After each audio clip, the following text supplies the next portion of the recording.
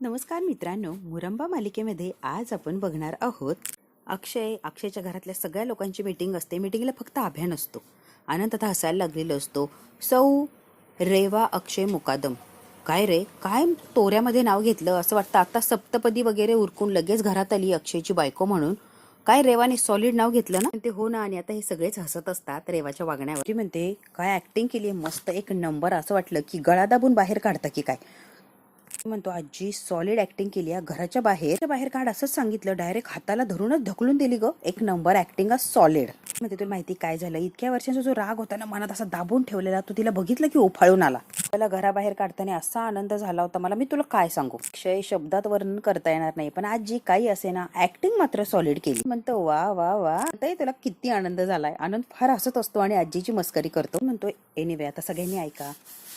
रेवाच्या वागण्यावरून बोलण्यावरून असं वाटतंय की तिचा या सगळ्या गोष्टींवर विश्वास बसायला लागलाय आणि हे काय चाललंय ते खरंच आहे. तिने विश्वास ठेवलाय. म्हणतो अक्षय रमा तुम्हाला मांडला, तुम्ही सॉलिड ऍक्टिंग केली. तुम्ही आम्हाला तयार करून ठेवलं होतं म्हणून ठीक, नाही तर ही बाया दारात उभी असताना ऐन वेळेला आम्ही काय केलं असतं, काय रिॲक्ट झालो असतो, आय डोंट नो. काय सांगितलं म्हणून नशिबात सगळं सावरता आलं, नाही तर ऐन वेळेला पचका झाला असता. तेव्हा सगळ्यांना समजावून सांगितलेलं असतं. सकाळी सकाळी पूजेच्या वेळेला रमाने आणि सगळे वेळेस सावध झालेले असतात. आता हे रमाला तो प्रसंग आठवत असतो की आई, आजी, आनंद, मयुरी यांना सगळ्यांना सांगितलेलं असतं अक्षय आणि रमा नेमकी काय प्लॅनिंग करतात. अजिबात बदललेली नाहीये, ती नाटकं करतीये, मी बदललीये, मी फार छान आहे असं दाखवतीये.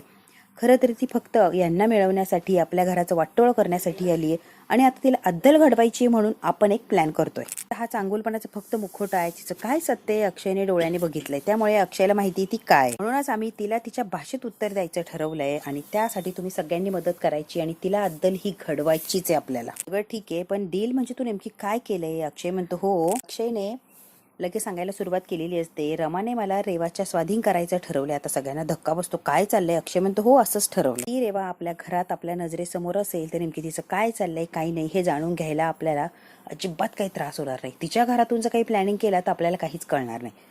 म्हणून तिने आपल्या घरात राहावं असंच आम्ही ठरवलंय. हो, आणि ऑपरेशन रेवामध्ये सगळ्यांची साथ हवी. तुम्ही सगळे असाल तर आपण काहीतरी करू शकतो. जी म्हणते ऑब्व्हियसली आम्ही आहोत की तुझ्या बरोबर. आपण सगळ्यांनी मिळून तिचा पडदाफाश करायचा आहे. तेवढ्यात काय गाडीचा हॉर्न वाजलेला असतो.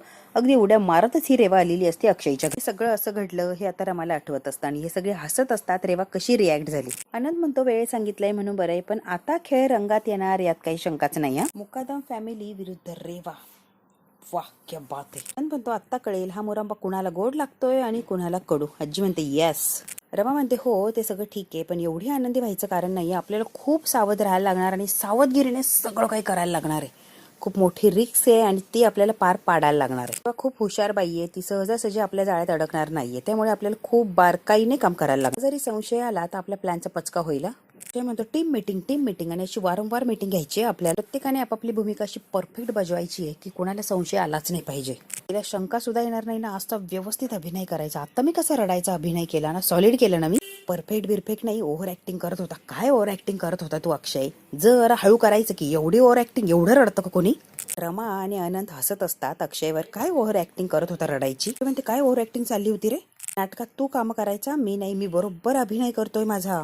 आणखीन व्यवस्थित करण्याचा प्रयत्न करेन. ओव्हर रिॲक्ट, पण आता मी नॉर्मल करायचा प्रयत्न करेन. त्यासारखा अभिनय करायला पाहिजे. सराईत काय अभिनय केलाय. वा वा वा वा वा वा वा.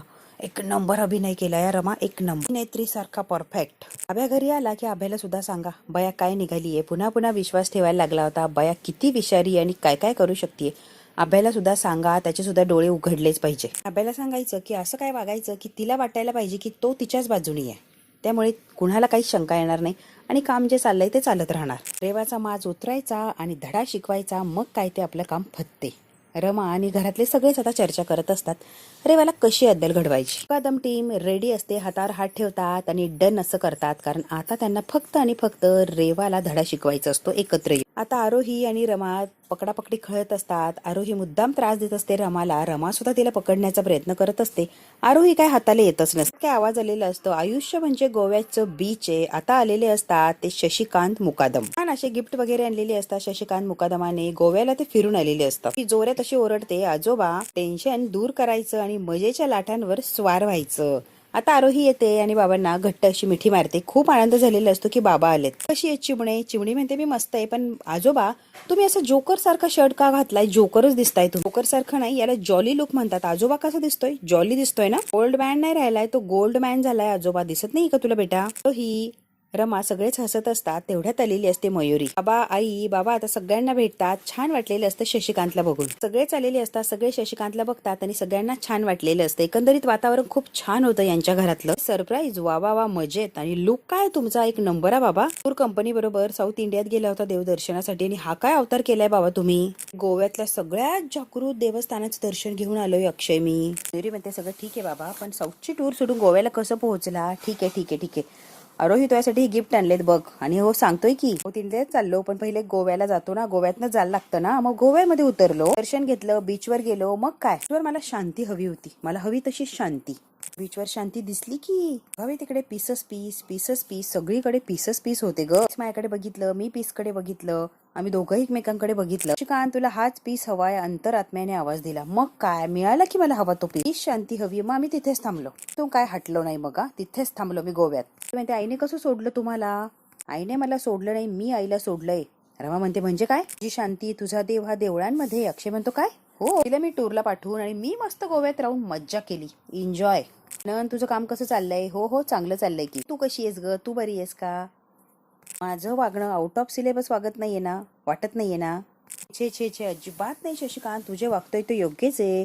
भोजन सोडून भजन करायला लागला तर ते मला वेगळं काहीतरी वाटलं असतं, पण तू जे आहेस ते वागतोय ना, त्यामुळे खूप छान वाटतंय शशिकांत. काहीच नाही वेगळं, असं काहीच नाहीये. सगळे हसत असतात आणि शशिकांत आल्यामुळे वातावरण अजूनच बदलून गेलेलं असतं यांच्या घरात. ती म्हणते आजोबा तुम्हाला एक गोष्ट सांगायची राहिली की, खूप महत्वाची गोष्ट आहे. काय काय सांग की बाळा. तुम्हाला माहिती का, आपल्या घरात आता नवीन आई. आता पटकन रमा म्हणते आरोही शांत बस, शांत बस आरोही. काय काय सांगत होती? सांग पटकन. नवीन आई काय? पटकन सांगा. आता शशिकांत विचारायला लागलेला असतो आणि सगळ्यांनी आरोहीला गप्प केलेलं असतं की बोलायचं नाही, एकदम शांत बसायचं. काय काय गिफ्ट आणले जाऊन बघ आतमध्ये. जा निक. अक्षयने काढून दिलेली असते आरोही. अक्षय म्हणतो माझे बाबा आता आलेत ना, त्यांना जरा रिलॅक्स होऊ दे. चल निक, रूम मध्ये जा, त्यांना आवरू दे, मग गोष्टी ऐकू, मग बसू की एकत्र जेवायला, मग काय ते बोलूया. चल निघ इथून आरोही.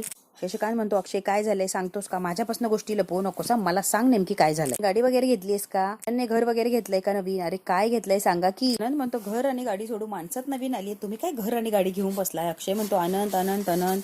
आनंद आता बोलून गेलेलं आहे. बघायला लागतात रागाने आनंदकडे की गप्प बस म्हटलं तरी हा काय गप्प बसत नसतो. ते म्हणते बाबा ते काय सगळं जाऊ द्या, आधी फ्रेश व्हा, मग निवांत अशा गप्पा मारू आपण.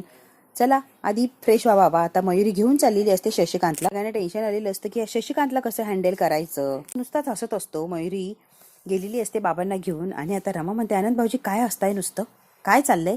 अक्षय म्हणतो काय रे, कशाला हसतोय? तिला सांगतो आम्ही आणि तूच सांगून टाका.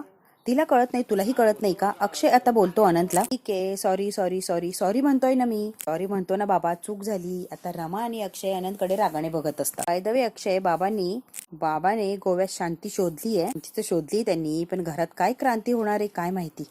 बाबा काय रिॲक्ट होणार, काय ऍक्शन घेणार काय माहितीच नाही. प्लीज अंदाज लावू शकत नाही आपण. रेवा आणि बाबा एकाच फ्रेम मध्ये आल्यावर काय धमाका होणार. अवघडे अवघडे. त्यांना सॉलिड टेन्शन आलेलं असतं. जेव्हा रेवा आणि शशिकांत समोरासमोर येतील तेव्हा काय राडा होणार अंदाज सुद्धा लावता येणार नाही. आता सगळ्यांना टेन्शन आलेलं असतं की आता करायचं काय. ही रेवा कुठे आहे कळेल का? हे नॉर्मल वागलोय ती कुठे शोधायला लागणार. बाहेर गेलीये ती, गेलेच ती एवढ्यात.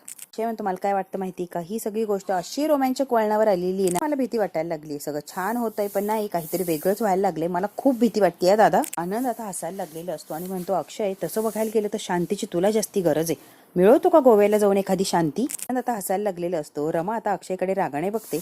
इकडे आता मयुरीने त्याला रूम मध्ये आणून बसवलेलं असतं. फ्रेश वगैरे व्हा आणि निवांत मग आपण काय ते बोलूया. आधी आराम करायचं तर करा आणि फ्रेश व्हा छान. कान म्हणतात की आरोही काहीतरी सांगत होती मयुरी, पण ती काय सांगत होती काही कळालंच नाही ग मला. बाबा तिचं काहीतरी सुरूच असतं, काहीतरी पाहिजे असेल तिला. तिचं एवढं काय म्हणाला होती, तिथली गंमत वगैरे असेल, अजिबात विचार करू नका. आता उडीउडीची उत्तर देते आणि मी आलेच असं म्हणून निघून गेलेली असते मयुरी. कान सुद्धा विचार करायला लागलेला असतो. काय असेल की अक्षय माझ्यापासून लपवत आहे किंवा घरातले सगळेच लपवत आहे. दिसतंय सगळं छान आहे पण छान तर काहीच नाहीये, काहीतरी वेगळंच आहे हे तर दिसतच आहे. काय वेगळं आहे हे शोधून काढायला लागणार. शशिकांत आता विचार करत असतो. रमाने डोक्याला हात लावलेला असतो आणि अक्षय आणि रमा विचार करत असतात की आता करायचं काय. बाबांच्या समोर कसं रिॲक्ट व्हायचं. आपलं आधीच फोन करून या सगळ्याची कल्पना द्यायला हवीच होती बाबांना. आता ऐनवेळेस काय सांगायचं का म्हणते, आत्ता सुचतंय का? आधीच म्हणाले होते बाबांना फोन लावून या सगळ्या गोष्टी सांगा, ऐन वेळेला फजिती नको. आणि आता तेच होतंय. प्रवासात त्यांच्या डोक्याला कशाला ताण द्यायचा, आता झालाय की ताण. बाबा आले तर तोंडातून एक तरी शब्द फुटला का हो तुमच्या, आणि आता म्हणताय काहीतरी करायला लागणार. खूप बोलत असते अक्षयला, म्हणते अजून सुद्धा वेळ गेलेली नाहीये. रेवा घरी यायच्या आधी बाबांना एक कल्पना तरी देऊन ठेव, म्हणजे फजिती व्हायची नाही. बरोबर आहे तुझं. मॅडम गेल्या शॉपिंगला, शॉपिंगच्या पिशव्या दारात घेऊन उभी राहणार, मग काय सगळा तमाशा सुरू होणार. आणि हे सगळं बघितलं की बाबा नावाचा अणुबॉम्ब फुटायचा. कंट्रोल करून अवघड जाणारा रमा. एकदा काय पारा चढला की ते कुणाचंच ऐकत नाही. आपल्याला चांगलंच माहिती आहे ना बाबांचा स्वभाव. आधीच आपल्याला काय ते करायला लागणार आहे. तुम्ही रेवा सगळेच उडून जाऊ, त्या आधी काहीतरी ऍडजस्ट करा, नाही तर अवघड होऊन जायचा. आता रमाने अक्षयला स्पष्ट सांगितलेलं असतं, बाबांना आधीच कल्पना द्या. म्हणते तुम्ही सांगा, मी मागे उभी राहते, मी काय बोलणार नाहीये. ते नाही असं म्हणतो आणि हो हो मी सांगेन की. ते पण खूप घाबरलेलं असतो, कारण बाबा कसे रिॲक्ट होईल अक्षयला अंदाजा नसतो. आता जबरदस्त अशी शॉपिंग केलेली असते चंदाने. रेवाने काय शॉपिंग केली आहे जबरदस्त, पण फार थकायला झालंय आता. चंदा सगळ्या बॅग वगैरे घेऊन चाललेली असते आणि रेवा रिकामीच पुढे आलेली असते. गाडीचा दरवाजा उघडते आणि चंदाला म्हणते की बॅग आतमध्ये ठेवून दे. म्हणते एवढ्या साड्या खरेदी करायची काही गरज होती का ग, कशाला उगाच खर्चात पडलीच, काय म्हणतीये मी. चंदा आता रेवाला म्हणत असते एवढी खर्च करायची काहीच गरज नव्हती. दुकान खरेदी करून घरी चालली की काय, गरज होती चंदा म्हणून तर घेतलंय ना, गरज नसती तर मी कशाला खरेदी केली असती. काय बोलतीये चंदा तू. आता माझी आदर्श सून बनून राहायचंय म्हटल्यावर एवढं तर करायलाच हवंय ना. साड्याच नेसायच्या, आदर्श सुनाचं नाटक करायचंय म्हटल्यावर परफेक्ट दिसायला नको. साड्या वगैरे नेसायच्या तो फील आला पाहिजे ना की मुकादमांची आदर्श सून आहे म्हणून. त्यासाठी चंदा एवढं नाटक तर करायला पाहिजे म्हणून तर साड्या घेतल्यात ग. म्हणते मांडला तुला एक नंबर. काय विचार करतेस ग तू. तुमच्या रेवा मॅडम अक्षय सरांच्या प्रेमात अखंड बुडाल्यात. कधी भोळी सुनबाई पाहायला निघाल्यात. काय वा वा वा, काय छान वागतीस तू, खरंच कमाल. आता चंदा कौतुक करत असते रेवाचं, आणि रेवा सुद्धा हो हो असं म्हणते की खरंच मला चांगली सून व्हायची आणि त्यांच्या घरात राहायचं. सगळा अवतार पाहून अक्षय तुझ्यावर फिदा नाही झाला म्हणजे मिळवलं. म्हणते चंदा कसं आहे ना, अक्षयसाठी मी काहीही करायला तयार आहे. तो जर मला मिळणार असेल तर मी काहीही करेल, कुठच्याही थराला जाईल ना. चंदा हे चांगुलपणाचं नाटक फक्त 6 महिन्यांसाठी. एकदा का अक्षय माझा झाला की सगळ्या मुकादमांना धक्के मारून बाहेर काढते की नाही बघस तू. 6 महिनेच मुकादमांचं हे छान कुटुंब, आनंदी कुटुंब राहणार, नंतर धक्के मारून त्यांना बाहेर काढणार. मला हवं ते करणार. अक्षय बरोबर एकदा लग्न झालं की मग या साड्या बिड्या काहीच मायने रखत नाही. फक्त अक्षय आणि मी एवढंच आमच्या आयुष्यात इम्पॉर्टंट असणार. साड्या सोडणार, घर सोडणार, अक्षयला घेऊन मी वेगळी राहणार. फक्त आणि फक्त आनंदात एन्जॉय करणारा अक्षय आणि मी. कळतंय का तुला चंदा. फक्त 6 महिने चांगुलपणाचं नाटक करायचं. चंदा म्हणते गुणाची ग बाय माझी. आणि आता तेवढ्यात अक्षयचा फोन आलेला असतो रेवाच्या फोन. बघ की अक्षयचा फोन आलाय. चंदा म्हणते हो हो घे की. बोल अक्षय, आठवण येते का माझी. अगं रेवा तुझं शॉपिंग झालं असेल तर ये की घरी, खूप उशीर झालाय. शॉपिंग करून झालीये, 5 मिनिटात निघते अक्षय. मी लवकर ये ग. रेवा म्हणते हो आलेच अक्षय. काय अक्षय येतीच मी. म्हणते काय म्हटलं तुझा अक्षय, बोल बोल बोल. अक्षय काय काळजी करतोय ग, नशिबान आहेस तू. बायकोसारखी चौकशी विचारपूस करतोय. रेवा खरंच नशिबान आहेस. आता लिपस्टिक लावायला लागलेली असते. चंदा म्हणते काय करतेस तू. हे लिपस्टिक फिपस्टिक काही लावायचं नाही, होट बीट काय रंगवायची नाही. एकदम साधी सुधी संस्कारी सून, गुणी सून म्हणून सगळ्या घरामध्ये मिरवायचं. एकदम सिंपल साधं बोळ राहायचंय. कळतंय का. ठीक आहे चंदा, तू म्हणतेस तर मी साधं बोळ एकदम सिंपल राहतीये, अजिबात काही मेकअप वगैरे करत नाहीये. एकदम साधी अक्षयला उडेल ना अशी राहण्याचा प्रयत्न करते. इकडे जिन्यामध्ये मयुरी, आनंद, आजी, रमा उभे असतात आणि सॉलिड टेन्शन मध्ये असतात की आता करायचं काय. अक्षय आलेला असतो. तो म्हणतो बापरे, आजचं मरण उद्यावर, आज रेवाची आणि बाबांची काही भेट होणार नाहीये. तरीही मला असं वाटतं की आधीच आपण बाबांना सांगून ठेवायला हवं होतं. ते आपण त्यांना सांगूया, नाही तर अवघड होऊन बसायचं. खरं सांगू का, बाबांना सांगायची मला भीती वाटते. त्यांना काय आणि कसं सांगायचं मला कळतच नाहीये. माझी हिंमतच होत नाही. दमले, सगळ्या प्रवासावर ना आलेत आणि सगळं डोक्यात ते घोंगावत असणारे आधीचा प्रवास वगैरे एन्जॉयमेंट, आणि आता आपण जसं धक्का दिला काहीतरी विचित्रच ते रिॲक्ट व्हायचे. डोक्याला प्रेशर नको. आजच्या दिवस रिलॅक्स राहू दे, उद्या सांगू की. आणि बाबा समोर आल्यानंतर काय होतं ना बघूया, मग त्याच्यानंतर काय ते सांगूया. बघू कसं तरी करूया हँडल. ते विषयाची परीक्षा आहे, विषयाची परीक्षा. उत्तमांची सून म्हणून या घरात वावरायचंय म्हटल्यावर रेवा काय करणार, तर नवीन साड्या वगैरे खरेदी करणार आणि गुणी सून, चांगली सून वागण्याचा प्रयत्न करणार. काय ती नाटकं आहे रे ती रेवाची. घरच्या लोकांना माहिती असतं की रेवाची खरंच काय नाटकं आहे. आता हे हसत असतात रेवाच्या या वागण्यावर, शॉपिंग करण्यावर. जे चाललंय ना ते चालू दे, तिला आनंद मिळतोय तर मिळू दे की. म्हणते काय ते शॉपिंग फिपिंग काय चाललंय काय माहिती इतक्या वेळचं. आणि म्हणतो आजी विसरलीस का, साड्यांचं दुकान पूर्णपणे रिकामं केल्याशिवाय रेवा काय दुकानाच्या बाहेर पडत नसते आणि घरी सुद्धा येत नसते. त्यामुळे रिलॅक्स, तू टेन्शन घेऊ नको. तिला काय करायचंय ना करू दे. उत्तमांची सून बनायचंय म्हटल्यावर काय ती वेगळं आणि काहीतरी चांगलंच वागायला जाणार ना. काही विचारायलाच नको. ती बघ आता किती चांगुलपणा, किती नाटकं करणार. मी म्हणते दादा बाबांच्या सोबत तुला माहिती ना, त्यांना हे सगळं जेव्हा कळेल तेव्हा ते चांगले झापतील आपल्याला, यात काही शंकाच नाही. ओरडतील, रागवतील, ते फार चिडचिड करतील जेव्हा रेवा त्यांच्या समोर येईल. बाबा चिडचिड करणार यात काही शंकाच नाही. आता आजी बोलायला लागलेली असते. सगळेजण खंबीरपणे उभा राहू, आपण तुझ्या पाठीशी, यात काही शंकाच नाही. रामाने एवढं सगळं आपल्यासाठी उभं केलंय, मग आपण फक्त खंबीरपणे उभं राहायला काय हरकत आहे. आजी सुद्धा सगळ्यांनाच आधार देत असते. म्हणते अक्षय डोंट वरी, पूर्ण मुकादम कुटुंब तुमच्या सोबत आहे. लढा तुम्ही, आम्ही आहोत. आनंद म्हणतो खरंच आहे, आम्ही सगळे आहोत या लढाईमध्ये, अजिबात घाबरायची काही गरज नाही. आनंद म्हणतो कसं आहे ना, आपण जर सगळे एकजूट राहिलो तर आणि तरच सगळ्यांचा काटा, त्या रेवाचा काटा काढू शकतो. सगळे मिळून एकटं कोणी काहीच करू शकत नाहीये. रेवाला जर हरवायचं असेल, काटा काढायचं असेल, मुकादमाने एकत्र राहणं फार गरजेचं आहे आणि आपण अगदी तेच करणार आहोत. ही रात्र तर कशी तरी गेलेली असते. दुसऱ्या दिवशी सकाळी सकाळी शशिकांत छान तयार झालेला असतो आणि हॉलमध्ये बसलेला असतो. गोव्याला काय केलं, कशी मज्जा केली, आता शशिकांतला आजी प्रश्न विचारायची आठवण पण नव्हती. आता आजी हसत असते शशिकांतच्या या बोलण्यावर. संस्कारी बहू आलेली असते त्यांची, पदर वगैरे घेऊन छान अशी साडी नेसून. शशिकांतला सरप्राईज होतं की हे काय चाललंय. पदर वगैरे घेतलेला असतो, नवीन नवीन साड्या घातलेल्या असतात. रेवा आलेली असते चहा घेऊन आणि तोंडावर असा पदर घेतलेला असतो. आई बघ की ही पदर वगैरे घेऊन आली. काय गे पदर बिदर हे काय चाललंय. तुझा सासरा एवढा जुनाट विचारांचा नाहीये, फार पुढारलेल्या विचारांचा आहे. हे सुनेने पदर वगैरे घेणं मला अजिबात आवडत नाही. आणि काय चाललंय हे पदर वगैरे काढ. आता बघायला लागलेली असते आजी रेवाची ही नाटकं. शशिकांत आता छान असं कौतुक करत असतो, हसत असतो. त्याला ऍक्च्युअल मध्ये माहितीच नसतं की हे पदर घेतलेली रमा आहे की रेवा आहे. त्यामुळे शशिकांत छान असं कौतुक करतो आणि आनंदात बोलत असतो. शशिकांतला अजून अंदाजच नसतो की या घरात मी नसताना काय काय घडले, काय काय चाललंय. शशिकांत अगदी हसण्यावारी सहज बोलत असतो. आता शशिकांत जे बोलतोय आजी त्यावर काही रिॲक्ट होत नाही आणि फक्त शशिकांतचं जे बोलणं आहे ते ऐकत असते, काहीही बोलत नसते. आजी फक्त शशिकांतकडे बघते आणि हसते. खरं काय झालंय शशिकांतला काही अंदाजा नसतो, त्यामुळे शशिकांत फक्त कौतुक करतो. ए बाई पदर वगैरे काढ ना, ए बाई. रेवाने काही पदर वगैरे काढलेला नसतो, रेवाने तसाच पदर घेतलेला असतो आणि शशिकांत समोर फार लाजण्याचं मुरडण्याचं नाटक करत असते. सुसंस्कारी बहू असं तिने धारण केलेलं असतं रूप. सिंपल साडी नेसलेली असते, पदर घेतलेला असतो. फार छान अशी रेवा तयार झालेली असते. कुणीही म्हणेल किती संस्कारी बायको आहे किंवा किती संस्कारी सून आहे. छान असं वातावरण त्याने क्रिएट केलेलं असतं. पण घरातल्या सगळ्यांनाच माहिती असतं ही रेवा काय चीज आहे, किती नाटकं करू शकते आणि कोणत्या थराला जाऊ शकते तिला जे हवंय ते मिळवण्यासाठी. त्यामुळे रेवाच्या वागण्याचं कुणालाच काही आश्चर्य वाटलेलं नसतं. शशिकांतला माहितीच नसतं की या पदराच्या आड रमा आहे की रेवा आहे. त्यामुळे तो कौतुक करत असतो आणि छान हसून आत्तापर्यंत तरी बोलत असतो. आजी काही रिॲक्ट होत नाही, आजी फक्त हसत बसलेली असते. आता जेव्हा मित्रांनो शशिकांत जबरदस्तीने पदर तिला काढायला लावणार आणि शशिकांतला कळणार की या पदराच्या आड रमा नाहीच आहे, रेवा आहे, तर शशिकांतला काय प्रश्न पडतील. आणि मुळात रेवा इथे काय करतीये हे जर कळालं तर त्याच्या पायाखालची जमीन सरकेल. इतका त्रास देणारी, माझ्या अक्षयच्या जीवावर उठणारी, माझं घर बर्बाद करणारी रेवा जर माझ्या अक्षयची बायको म्हणून या घरात आली हे जेव्हा शशिकांतला कळेल तेव्हा शशिकांत काय रिॲक्ट करेल. आता मात्र धक्का बसेल अशीच गोष्ट घडणार असते आणि रेवा अजिबात घाबरलेली नसते. तिने तोंड वर करून सकाळी सकाळी लगेच शशिकांतला चहा देण्यासाठी ती किचनमध्ये आलेली असते. छान तयार झालेली असते आणि चहा घेऊन ती शशिकांतच्या समोर उभी राहिलेली असते. आता मात्र शशिकांत काय रिॲक्ट होणार कोणालाच काही अंदाजा नसतो.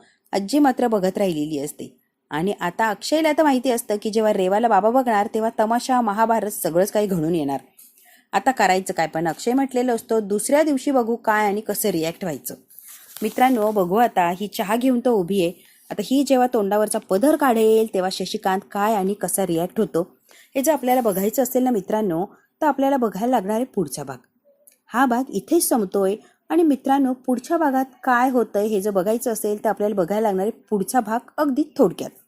तर मित्रांनो हा भाग इथेच संपलाय आणि पुढच्या भागात काय होणार आहे ना अगदी अगदी आपण थोडक्यात बघूया. आता जिमसाठी चाललेली असते अगदी सकाळी सकाळी. तेव्हा रमा येते आणि तिचे जिमचे जे ड्रेस वगैरे, बॅग, हातामध्ये पाण्याची बॉटल ते सगळं असतं. रमा येते आणि रेवाला म्हणते अगं रेवा सकाळी सकाळी 5 वाजता जिमला जायचं नसतं ग. उंबरठा स्वच्छ धुवायचं असतो, अंगण झाडायचं असतं. आधी अंगणातला केर कचरा काढायचा, उंबरठा स्वच्छ धुवायचा आणि मग दारामध्ये छान अशी रांगोळी काढायची जेणेकरून आतमध्ये येऊ आपण तेव्हा इतकं फ्रेश आणि छान असं वाटलं पाहिजे. कुणीही बघितलं प्रसन्न असं वातावरण असलं पाहिजे. कारण दार, अंगण सगळं जर स्वच्छ असेल तर खूप छान अशी सगळं वातावरण होऊन जातं आणि आपल्यालाही प्रसन्न वाटतं. आता रेवाने हसत हसत ते सगळं स्वीकारलेलं असतं. झाडू उचललेलं असतो, जिमची बॉटल, पाणी सगळं त्या टोकरीत टाकून देते आणि रमा जे सांगते की उंबरठा धू आणि रांगोळी टाक ते करायला रेवा निघून गेलेली असते. नंतर आता रेवा थकलेली असते कामं वगैरे करून, रिलॅक्स व्हायचंय म्हणून फ्रीजमधून एक बॉटल काढून ती प्यायला लागलेली असते काहीतरी थंड पेय. ती तोंडाला लावणार ग्लास तेवढ्यात काय रमा आलेली असते अगदी धावत पळत, आणि रमा ते रेवाच्या हातातून तो ग्लास घेते. Wow, thank you so much Reva, thank you so much. तुला चांगलंच माहिती असतं ना गं कोणाला काय हवंय, कधी हवंय आणि कसं कोणाला कधी काय द्यायचं. Reva, I love you, thank you so much. Rama रेवाच्या हातातून तो ग्लास घेते आणि ते पीत पीत हसत हसत तिथून निघून गेलेली असते. आता मात्र रेवाला रमाचा जाम असा राग आलेला असतो की हिची काय नाटकं चालली ती. मात्र रमा हसत गेलेली असते आणि रेवाला राग आलेला असतो. पीठ आणलेलं असतं परातीमध्ये, किती मोठं पीठ आणलेलं असतं. रेवा अक्षयला गरम गरम पोळ्या खायला आवडतात, त्याला खूप आवडतात गरम पोळ्या. पिझ्झाचे स्लाइस वगैरे तो खात नाही. घरचं भाजी चपाती तेही गरम गरम जेवण जेवायला त्याला फार इंटरेस्ट आहे. दिवसभरात काय काम करायचं आहे ना तुला सांगतेय मी रेवा. आरोहीचं होमवर्क, दिवसभराचं एवढं काम, कपडे धुवायचे, कपडे इस्त्री करायचे, प्रत्येकाच्या रूममध्ये ते नेऊन ठेवायचे, आणि कुणाला काय हवंय काय नको हे सगळं बघायचं. हे सगळी जबाबदारी तुझी आहे. आणि रेवा, ही सगळी जबाबदारी व्यवस्थित पार पाडशील एवढं तर मला नक्कीच माहिती. रेवाची जिरवायला अगदी पहिल्या दिवसापासून सुरुवात केलेली असते रमाने. रमाला जे हवंय ते ती करणार असते, पण रेवाची मात्र पुरती वाट लावणार असते. आता छान अशी तयार झालेली असते, फ्री एकदम, आणि मस्तपैकी बाहेर पडलेली असते पार्टी वगैरे एन्जॉय करायला. सगळी जबाबदारी रेवाच्या अंगावर टाकलेली असते आणि रमा रिलॅक्स झालेली असते. रमा कॅमेराकडे बघते आणि म्हणते की मंगळसूत्राच्या 2 वाट्या बघणं, अंगात घालणं खूप छान असतं, पण ते पेलवणं इतकं कठीण असतं. कळणारच ना रेवाला. आता तर खरी गंमत सुरू झाली आहे. बघू आता गंमत कुठे आणि कशी संपते आणि रेवाला कशी अद्दल घडते. मित्रांनो, बघायचं असेल रेवाची कशी फजिती होते तर आपल्याला बघायला लागणारे पुढचा भाग. हा भाग इथे संपतो. व्हिडिओ आवडल्यास लाईक, शेअर, सबस्क्राईब नक्की करा. धन्यवाद मित्रांनो.